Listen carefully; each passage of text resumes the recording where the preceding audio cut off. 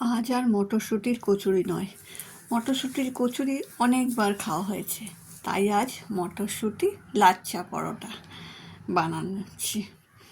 এই দেখুন,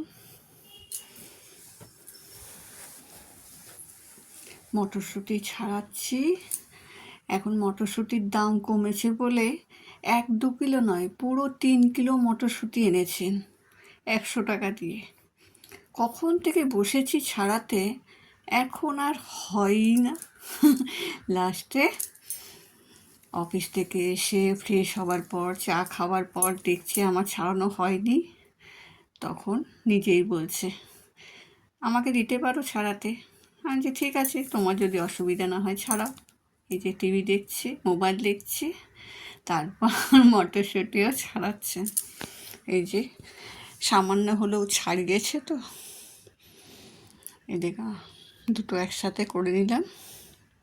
এটাই হলো সংসার, বুঝলেন? একসাথে করলে তাড়াতাড়িও হয়ে যায়, আর কাজটাকে কাজ বলে মনে হয় না। মটরশুঁটিগুলো পেস্ট করে নিয়েছি, তারপর তার সাথে পেঁয়াজ, রসুন, আদা, কাঁচা লঙ্কাও পেস্ট করে নিয়েছি। পেস্ট করার পর একটু তেল দিয়ে ওটা ভেজে নিয়েছি, একটু নুন হলুদ দিয়ে দিয়েছি। ব্যাস, এদিকে আটা নিয়েছি। মটরশুঁটির কচুরি তো ময়দা দিয়ে অনেকবার করেছি, কিন্তু এটা আটা দিয়ে মটরশুঁটির লাচ্ছা পরোটা বানাচ্ছি। এদিকে আলুর দম বসিয়ে দিয়েছি। একদম হয়ে যাওয়ার আগে একটু কস্তুরি মেথি ছড়িয়ে দেব, তাহলে গন্ধটা ভীষণ ভালো আসবে। কারণ ডালের মধ্যে দিলেও কস্তুরি মেথির গন্ধটা এত সুন্দর আসে না, কি বলবো। আপনারা খেয়ে দেখবেন, আবার অনেকে খেয়েও দেখেছেন কি সুন্দর আসে বলুন।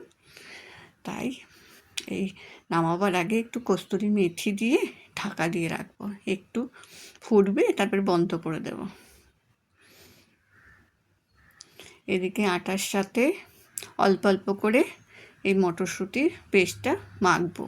যতটা লাগবে ততটা নেব, কিন্তু জল দেব না।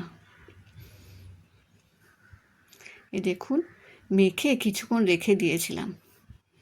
এই দেখুন কি সুন্দর নরম হয়েছে। প্রায় 15-20 মিনিট মেখে রেখে দিয়েছিলাম ঢাকা দিয়ে। এবার এরকম লেচি করে নেব। এই দেখুন, এবার গোল রুটির মতন করে একটু তেল বুলিয়ে নিলাম, তারপর এইভাবে ভাঁজ করে নিলাম। একটু সাট্টান ছাড়লাম, কারণ ওই কেটে কেটে আবার জোড়া লাগিয়ে আবার গোল করে আবার রুটি বেলা অনেক ঝামেলা। তাই একবারে রুটি করে তার মধ্যে তেল দিয়ে ভাঁজ করে এরকম গোল গোল পাকিয়ে নেব, নিয়ে হাতে একটু মাঝখানটাতে প্রেস করে দেবো। এই দেখুন, ব্যাস। এরপর একটু ভাঁজ করে দেব, ভাঁজ করে এবার ছুরি দিয়ে কেটে নেব। এই দেখুন, ব্যাস। এবার মাঝখান থেকে করে সাইড করে দেবো। এই দেখুন কি সুন্দর হয়ে গেল, খাজার মতন। এবার বেলে নেব আস্তে আস্তে। এই দেখুন ভাঁজগুলো কি সুন্দর পড়েছে।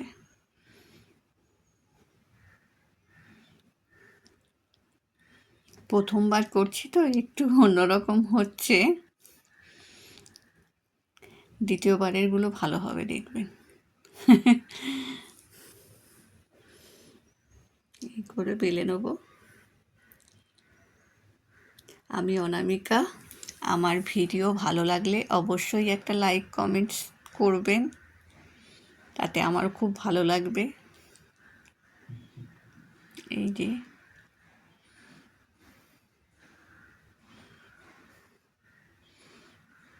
রুটিটা করে নিলাম, এবার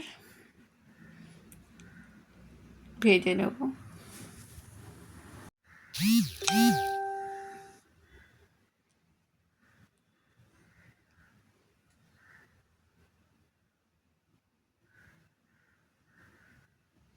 এই যে এদিকে তাওয়া গরম করে রেখেছিলাম, দিয়ে দিলাম।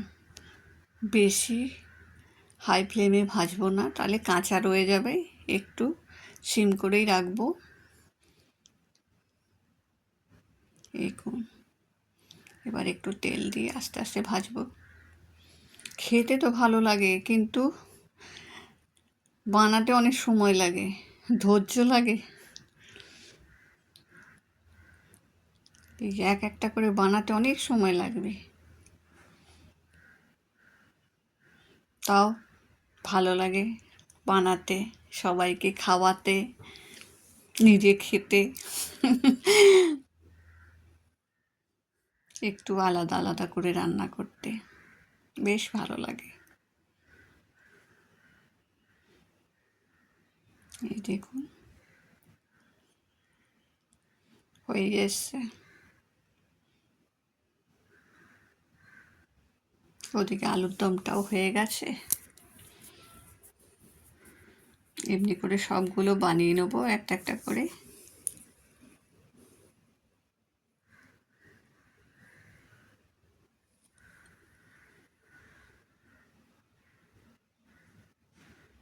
চেপে চেপে দিচ্ছি যাতে কাঁচা না থাকে। দেখুন কি সুন্দর হয়ে গেছে। ব্যাস, এমনি করে সব বানিয়ে নিয়েছি। এবার খাবার জন্য রেডি হতে হবে। এই দেখুন সবার খাবার রেডি হয়ে গেছে, সবাইকে দিয়ে দিয়েছি টেবিলে। এই দেখুন খেতে বসে গেছে। ভালো হলে একবারও বলবে না যে ভালো হয়েছে, চুপচাপ খেয়ে যাবে। আর একটু যদি এদিক ওদিক হয়েছে তখনই বলবে এটা এই হলো না, ওটা ওই হলো না। ভালোটা কখনো বলবে না। এই দেখুন আমিও নিয়ে বসে পড়েছি আলুর দম আর এই মটরশুঁটির লাচ্ছা পরোটা। চলুন খেয়ে নিই, আপনারাও খেয়ে নিন। যে ডিম ভক্ত, আপনারাও বানিয়ে দেখবেন কেমন লাগে। এই দেখুন কি সুন্দর কাটা কাটা এসে। এই দেখুন, চলুন তাহলে ভালো থাকবেন, টাটা।